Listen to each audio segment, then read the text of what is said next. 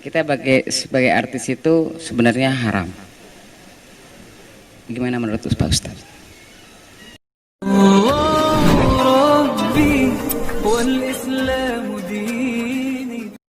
Assalamualaikum Pak Ustadz.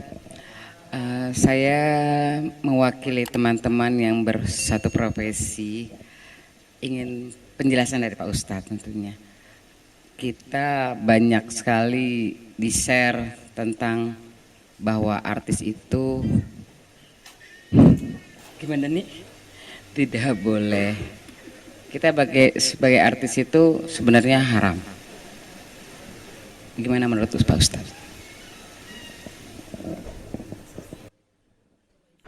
Al-aslu fil asya al-ibahah. Hukum asal segala sesuatu dalam Islam boleh. Hukum asal sesuatu dalam Islam bukan haram. Al-aslu fil asya al-ibahah. Hukum asal segala sesuatu adalah boleh.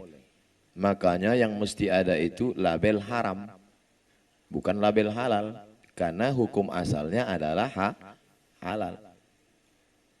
Kalau sudah halal dikasih label halal kan berarti 2 kali lipat.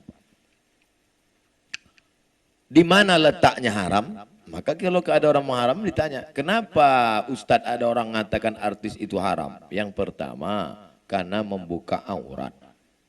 Lalu kalau yang dia perankan itu seorang ibu, pakai jilbab, pakaiannya longgar, 20 episode, ke-20-nya nggak ada dia buka aurat. Di mana letak haramnya? Yang kedua, ada sentuhan kulit dengan tak mahram. Kebetulan dalam perannya itu selama 20 episode memang peran dia tak ada sentuhan. Orang ibu di Pantai Jompo tak ada bersentuhan dengan orang. Jadi harus dilihat di mana letak haramnya. Ustadz, itu tari persembahan itu haram. Ada tari persembahan menyambut bupati, menyambut gubernur, kan disambut dengan tari persembahan. Saya tanya letak haramnya di mana? Karena digunakan kata sembah. Oke, kalau gitu nggak usah kita buat tari sembah. Namanya apa? Tari welcome. Menyambut selamat datang. Tetap haram juga Pak Ustadz. Kenapa? Karena yang menari itu anak gadis. Oke, kalau gitu jangan anak gadis. Kita latih anak TK. Anak TK nari kan lucu. Maka bupati, gubernur ketika lihat anak TK ingat dia anak di rumah. Tapi kalau anak gadis lupa dia bini di rumah. Maka kalau melihat sesuatu itu dilihat di mana letak haramnya.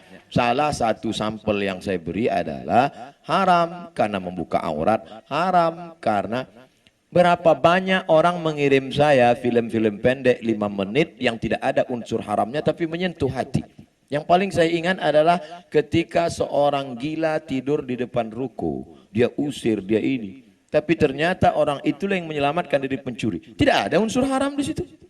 Kenapa kita tidak pernah berpikir membuat film-film kemanusiaan tanpa mempertontonkan aurat, tanpa melanggar ajaran agama? Kenapa tidak buat film pendek yang menyentuh? Satu lagi film dari Cina, itu Thailand, yang film Cina pernah. Seorang direktur perempuan numpang di mobil karyawannya, mobil biasa. Akhirnya di tengah jalan, preman-preman orang kaya ngamuk. Disangka ini perempuan biasa, dia telepon, rupanya dia atasan, datang helikopter, akhirnya ketakutan. Enggak ada tuh buka aurat. Padahal bukan negara Islam.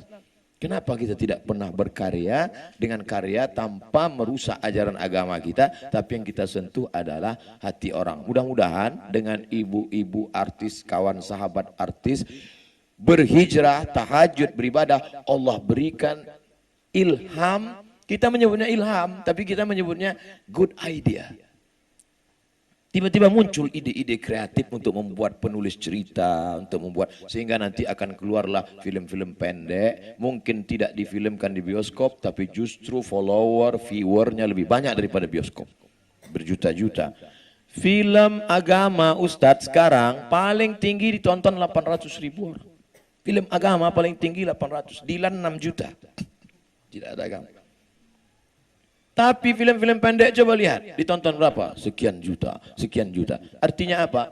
Tidak ditonton di bioskop, no problem. Tapi ditonton orang di YouTube, di FB, di Instagram. Buat video-video pendek yang lebih menyentuh. Insya Allah, saya berharap penulis-penulis, artis-artis tetap berkarya. Hijrah tidak membuat berhenti dari berkarya. Berkaryanya sebelum hijrah filmnya buat na'udzubillah dosa, setelah berhijrah justru filmnya mengingatkan orang pada kebaikan-kebaikan insyaallah. Amin.